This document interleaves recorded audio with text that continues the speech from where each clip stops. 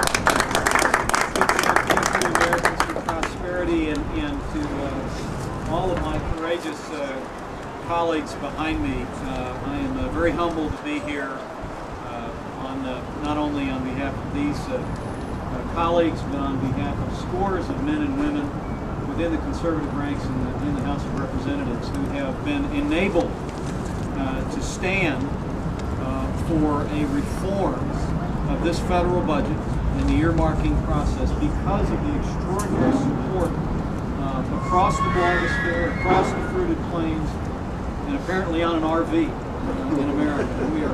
We are grateful for that. I do, as many have before and should. I want to commend my colleague and friend Jeff Flake. Courage is a word that gets thrown around a lot in a city where no one except the police carry a gun. But this is a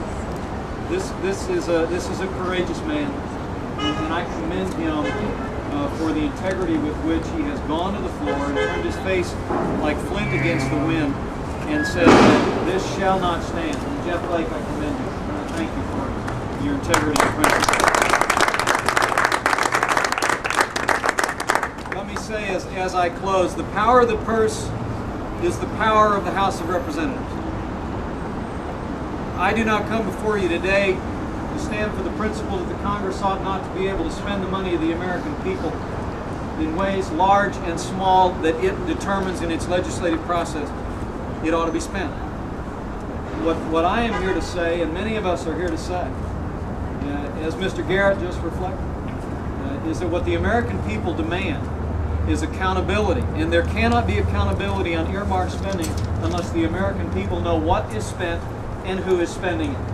And what the House of Representatives will embrace today, and hopefully someday the United States Senate will follow, is a set of reforms that will give the American people the ability to make informed choices about the way their precious resources are being spent. And let me say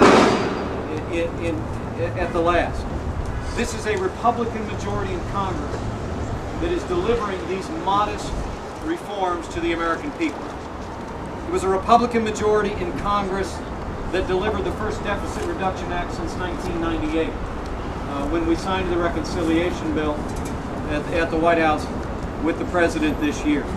As we approach this fall's election, it is my fondest hope that voters across America would see this as the beginning of reform, the beginning of putting our house in order, but that those who are frustrated at the state of our fiscal house under Republican management would know and understand from this point forward, the answer is not more big spending liberals.